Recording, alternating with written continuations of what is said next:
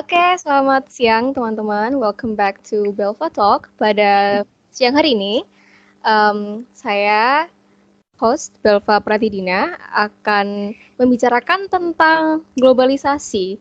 Topik yang tentunya sudah tidak asing lagi ya di telinga masyarakat Indonesia, apalagi di telinga kalangan yang lebih muda. Jadi pada siang hari ini saya mendatangkan kawan-kawan muda yang kebetulan teman saya juga. Jadi di sini ada Lubaibi. Hai, saya Baby. Nama panjang saya Lubabita Takuti. Saya dari Surabaya. Ada Alfian. Hai, nama saya Pak Alfian. Saya berasal dari Madiun. Ya, selanjutnya ada Andriano. Halo, gua Anu dari Jakarta. Oke, jadi seperti biasa, seperti episode-episode sebelumnya, sebelum menelusuri lebih jauh kepada dalam topik apapun ya yang kita bicarakan, harus ditanyakan dulu pengertian dari hal itu tuh apa sih. Jadi kali ini globalisasi ya, pengertian globalisasi itu apa sih? Aku pingin tanya, menurut kalian pribadi, menurut kalian itu globalisasi itu apa sih? Baby mungkin? Menurut aku itu globalisasi itu hubungan yang nggak hanya di satu titik aja. Jadi hubungan yang meluas. Dan itu meluas itu bukan dalam artian kayak meluas itu dari segi budaya aja, tapi juga teknologi. Terus pokoknya tentang apapun lah itu kita bisa meluas gitu. Oke. Kalau menurut Andriano gimana? Kalau menurut aku sih, globalisasi itu proses mendunianya suatu hal yang sangat-sangat cepat. Oke. Kalau menurut Alfian? Kalau menurutku pribadi ya, tersebar luasnya pengaruh ilmu, pengetahuan, dan kebudayaan yang ada di setiap penjuru dunia ke penjuru dunia yang lain. Oke. Jadi dari penjelasan kalian bertiga, aku bisa tarik garis besar, yaitu globalisasi itu merupakan sebuah proses. Dan kata kunci yang bisa aku dapat dari kalian bertiga adalah meluas, menyebarnya teknologi, budaya, atau apa itu ya. Nah, globalisasi merupakan sebuah proses. Seperti proses-proses lainnya, pasti ada ini ya, ada efek negatifnya, ada efek positifnya, ada benefitnya, ada kekurangannya juga. Kalau menurut kalian nih, dari globalisasi ini, yang paling menonjol itu apa? Dampak positifnya atau dampak negatifnya nih? Mungkin siapa yang mau menjawab? Boleh?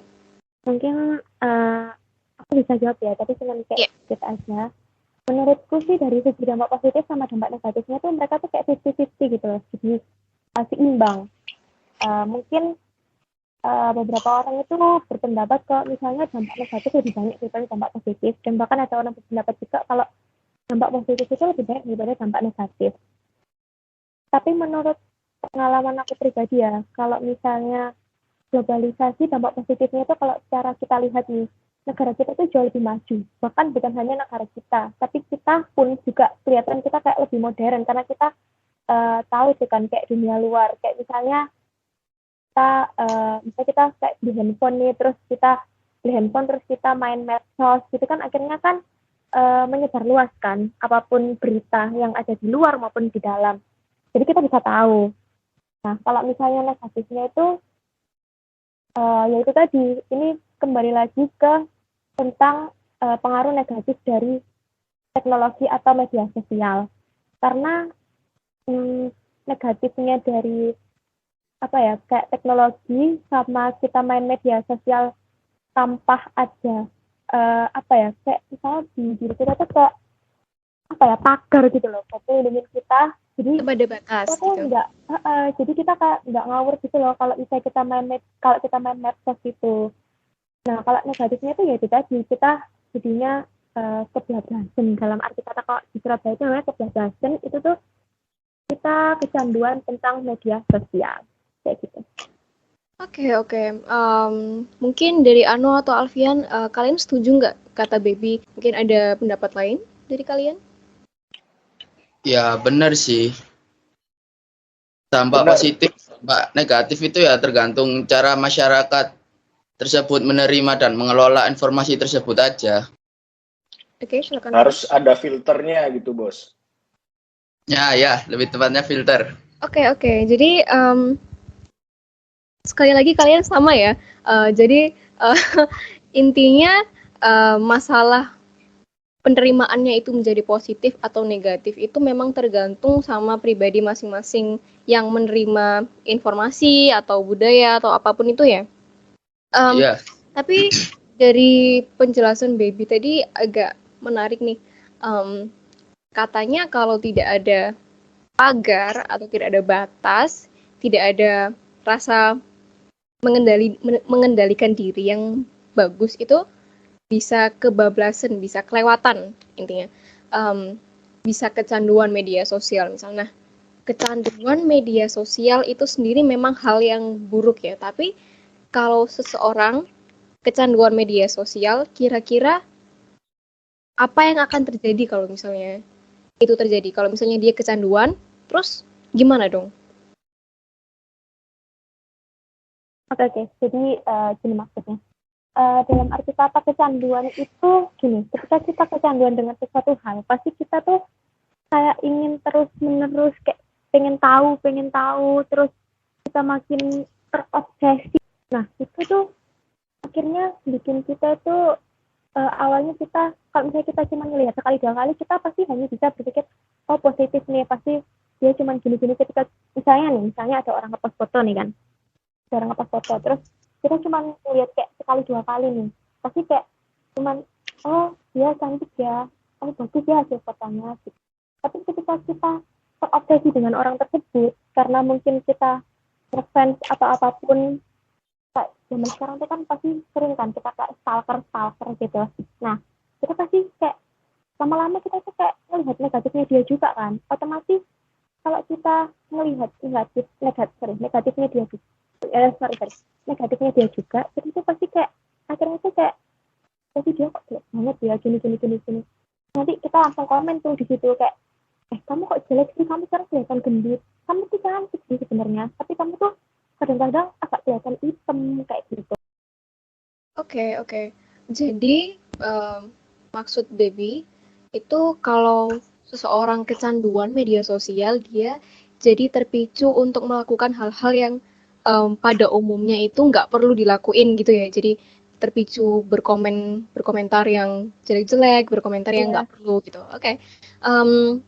Kalau misal nih, menurut Alfian, apakah kamu ada pendapat atau mungkin ada pengalaman pribadi yang bersangkutan sama kecanduan medsos? ya ada teman gitu kadang dia kan sering tuh megang HP, main HP gitu. Bahkan lagi kumpul-kumpul gitu main HP. Jadi bisa dilihat dari cara dia buat ngomong, terus sosialisasi sama teman-temannya itu kan berkurang. Apalagi cara ngomongnya itu kayak ngikut-ngikut tren baru dari mungkin dari negara lain atau apa yang sekiranya kata-katanya itu kayak mengandung unsur sara walaupun niatnya dia itu cuman buat gurauan aja. Tapi kan ada di satu sisi orang yang kayak "Ini maksudnya apa gitu ngatain ini." Pasti kan ada dan akhirnya muncullah pecah belah itu di antara teman-teman itu tadi. Oke. Interesting. Beda inputnya Alfian beda banget dari Baby.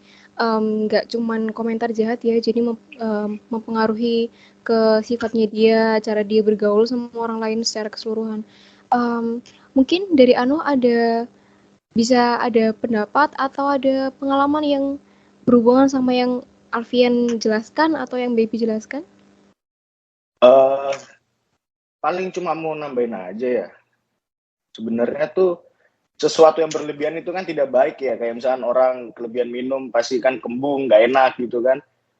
Kalau saya pribadi, aku pribadi itu sebenarnya nggak terlalu peduli lah sama orang lain kan, dia mau post ini itu. Saya kan main medsos itu cuma buat lihat video lucu, nyari motivasi gitu kan. Kadang perang di komen juga sama orang lain. Jadi nggak relate sih sebenarnya kalau sama aku ya, Hmm. itunya. Iya sih, iya emang bener dari balik lagi ke tadi, apapun itu yang diberi itu memang tergantung sama pribadi masing-masing ya. Iya, iya. Kalau kayak Ano memang dia nggak seberapa peduli sama hal kayak gitu. Oke, jadi udah bicarain tentang dampak negatifnya nih. Kira-kira nih, aku mau tanya Ano, karena Ano nggak secara pribadi nggak bisa relate atau nggak pernah mengalami dampak-dampak negatif yang disebutin sama Lubaibi sama Alfian. Dari lensa orang yang tidak pernah mengalami hal-hal itu, kira-kira menurut kamu cara mencegah atau mengatasi supaya nggak kena begituan gimana caranya?